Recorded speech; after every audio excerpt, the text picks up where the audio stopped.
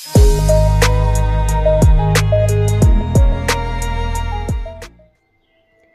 dear students, welcome to English Textbook YouTube channel We Make English Easy।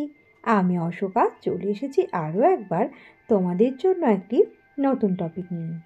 চলো দেখে নাও আজকের topic. আজকে spoken ইংলিশের একটি বিশেষ ক্লাস নিয়ে আলোচনা করব। সেটি হচ্ছে দেখো use of modal auxiliary verbs in sentences.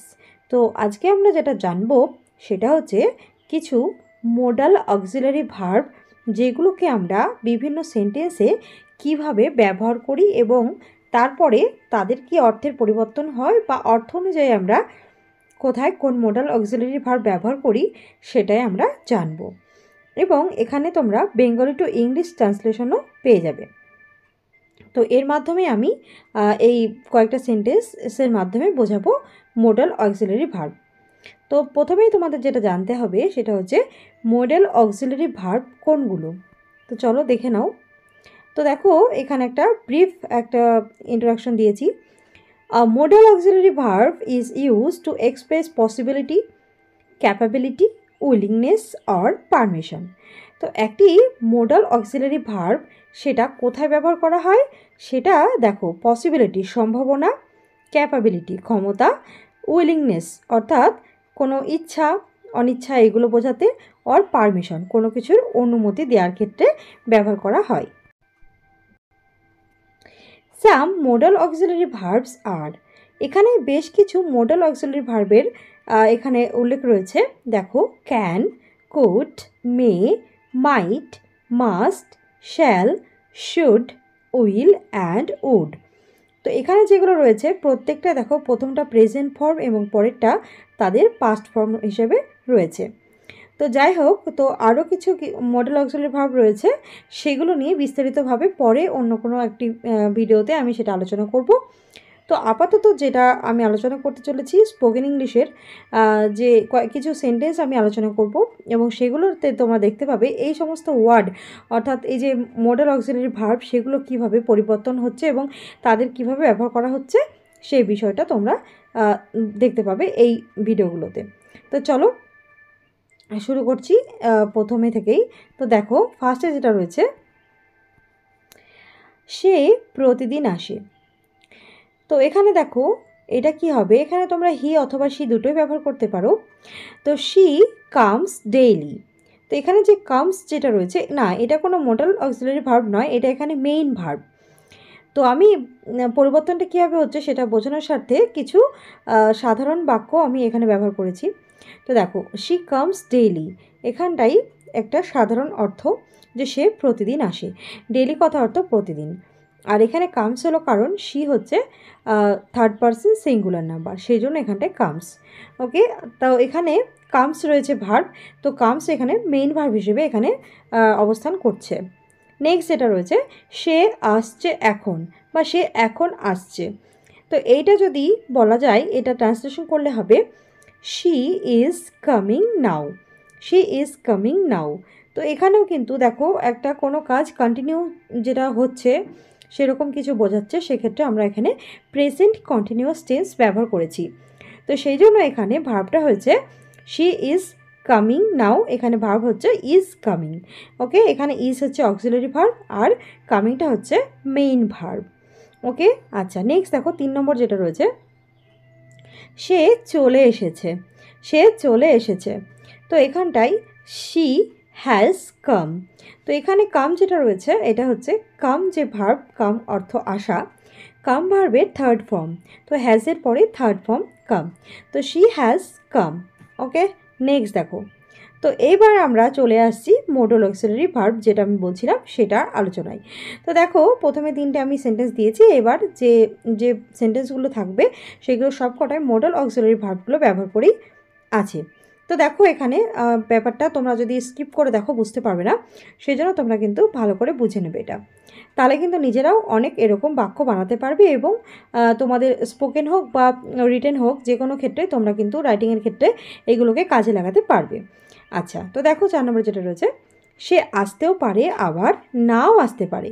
এক্ষেত্রে দেখো তার 50% চান্সেস রয়েছে সে আসতেও পারে নাও আসতে পারে। তো সেই ক্ষেত্রে আমরা কোন মোডাল অক্সিলারি ভার্ব ব্যবহার করব, সেটা হচ্ছে মে। তো she may come, she may কাম। আমরা এটা প্রায়শ দেখে থাকি যে ইট মে রেন, ইট মে রেন। তো এখানে মে এর অর্থ হচ্ছে দেখো বৃষ্টি হতেও পারে নাও হতে পারে। তো এরকম সিচুয়েশন যদি আমাদের কিছু এরকম সিচুয়েশনের ফেলা হয় বা এরকম কোনো সিচুয়েশন সম্পর্কে লিখতে বলা হয়, তাহলে কিন্তু আমরা মে এই যে অক্সিলারি ভার্বটাকে ব্যবহার করব। তাহলে শি মে কাম। নেক্সট যেটা রয়েছে 5 নম্বরে, সে আসতে পারে। এখানে কিন্তু 25% চান্সেস রয়েছে তার আসার। তো সেই ক্ষেত্রে আমরা বলবো she might come, she might কাম, সে আসতে পারে। নেক্সট যেটা রয়েছে, তাকে অবশ্যই আসতে হবে।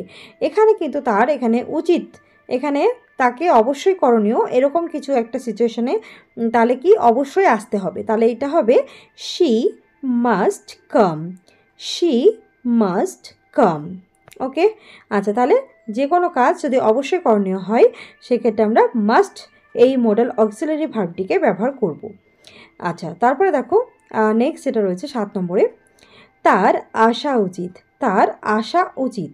তাহলে এখানে উচিত অর্থ বোঝাচ্ছে, তাহলে আমরা কি বলবো, she should come, she should come. আচ্ছা, তো এখানে শুড হচ্ছে উচিত অর্থ। তেমনি একইভাবে তোমরা যদি এটা তোমাদের যদি বলা হয় যে তোমাদের যে অভিভাবক রয়েছেন, প্যারেন্টস রয়েছেন, তো তাদেরকে তোমার শ্রদ্ধা করা উচিত, তোমার টিচার্সদেরকে শ্রদ্ধা করা উচিত, ইভেন তোমার এল্ডার যারা রয়েছে তাদেরকেও কিন্তু তোমার শ্রদ্ধা করা উচিত বা সম্মান করা উচিত। সেক্ষেত্রে কিন্তু এরকম টাইপের বাক্য যদি তোমাদের লিখতে হয় সেক্ষেত্রে তোমরা এই শুড মোডাল ভার্বটিকে ইউজ করবে। তাহলে we should obey our teachers বা we should obey our parents, এরকমভাবে ব্যবহার হবে। নেক্সট যেটা রয়েছে 8 নম্বর, সে আসতে বাধ্য বা বদ্ধপরিকর, মানে তাকে আসতেই হবে সেরকম যদি থাকে তাহলে আমরা কি লিখব, শি অট টু কাম। এখানে অট টু, এই যে যেটা বানানটা রয়েছে OUGHT অট, এটা অট তারপর টু। তো এখানে কিন্তু শি অট টু কাম এর অর্থ হচ্ছে সে আসতে বাধ্য বা বদ্ধপরিকর। ওকে, দেন নেক্সট, সে আসবে, সে আসবে, এটা কিন্তু ভবিষ্যৎ অর্থ বোঝাচ্ছে, ফিউচার টেন্স। তো দেখো এখানটায় এটা লিখবে she will come, she will come অথবা হি উইল কাম। ওকে, আচ্ছা, তো নেক্সট যেটা রয়েছে 10 নাম্বার, সে আসে না, সে আসে না, অর্থাৎ সে হয়তো আগে আসতো এখন আসে না, এরকম কিছু বোঝাচ্ছে। সেরকম একটা সিচুয়েশন যদি থাকে সেক্ষেত্রে হবে she doesn't come, she doesn't come. এখানে ডাজ নটের কি হয়েছে, অ্যাব্রিভিয়েশন বা শর্ট ফর্ম হিসেবে ব্যবহার করা হয়েছে। তাহলে এটা কি তোমরা লিখতে পারো হি অথবা শি ডাজ নট কাম বা ডাজন্ট কাম। ওকে, আচ্ছা, তাহলে কি এখানে দেখো নেগেটিভ একটা সেন্স বোঝাচ্ছে, সেই জন্য এখানে ডাজ নটটা হয়েছে। আচ্ছা, নেক্সট দেখো 11 নাম্বার, সে তো আসতে পারলো না, সে তো আসতে পারলো না, মানে তার আসার ইচ্ছা ছিল কিন্তু সে আসতে পারেনি। তাহলে কি, বা তার আসার কথা থাকলেও সে এসে পৌঁছতে পারেনি, বা তাহলে তার আশাটা হলো না। তো সেই ক্ষেত্রে আমরা এরকম সেন্টেন্স থাকলে আমরা লিখব she couldn't come, she couldn't come, she couldn't come. এখানে কুড আর নটের অ্যাব্রিভিয়েশন বা শর্ট ফর্ম করা হয়েছে, সেটা হচ্ছে কুডন্ট। নেক্সট দেখো, সে আসতে চলেছে, সে আসতে চলেছে, অর্থাৎ সে অল্প সময়ের মধ্যেই সে এসে যাবে, এরকম একটা সিচুয়েশন। তো সেখানে আমরা বলবো কি, she or he is about to come, she অথবা তোমরা হি যদি লিখতে চাও he is about to come. এখানে অ্যাবাউট টু কামটা হচ্ছে ব্যবহার করা হচ্ছে যেহেতু সেই ঘটনাটা ঘটতে চলেছে, ইতিমধ্যেই শুরু হতে চলেছে বা সে আসতেই চলেছে এরকম। তো এটা হচ্ছে অ্যাবাউট টু কাম। আচ্ছা, নেক্সট যেটা রয়েছে 13, সে তো আসার ওপরেই ছিল, অর্থাৎ সে কিন্তু আসবেই বা আসতেই চলেছিল বা বেরিয়ে পড়েছে এরকম কিছু, অথচ সে এসে কিন্তু পৌঁছয়নি। সেরকম সিচুয়েশনে যে ব্যক্তি তাকে দেখেছিল আসতে, তো সে যদি এরকম বলে যে সে তো আসার উপরেই ছিল, অর্থাৎ তার আসার ইচ্ছা ছিল বা সে বেরিয়ে পড়েছিল এরকম কিছু, তাহলে কি she was about to come, she was about to come, about to come. Okay, next দেখো, সে আসতো, এখানটা কিন্তু একটা অভ্যাসগত কোনো কাজ যেটা পূর্বে হতো কিন্তু এখন সেটা হয়তো হয় না। তো সেরকম যদি কিছু হয় সেক্ষেত্রে শি ইউজ টু কাম, কী হবে, ইউজ টু কাম। এখানে আমরা ইউজ টু এটা ব্যবহার করছি মডাল ভার্ব হিসেবে। তো এটা হচ্ছে মডাল ভার্ব, তাহলে কি আসতো, এটা অভ্যাসগত কোনো কাজ। বা এরকম বলা যেতে পারে, যদি অন্য কোনো বাক্য হিসেবে তোমরা ব্যবহার করতে চাও সেক্ষেত্রে ধরো এক্সাম্পল হিসেবে বলছি যে I use to go library everyday. Okay, তাহলে আমি লাইব্রেরিতে যেতাম প্রত্যেক দিন, এটা আমার অভ্যাস ছিল। বা এরকম বলা যেতে পারে I use to read before I go to bed.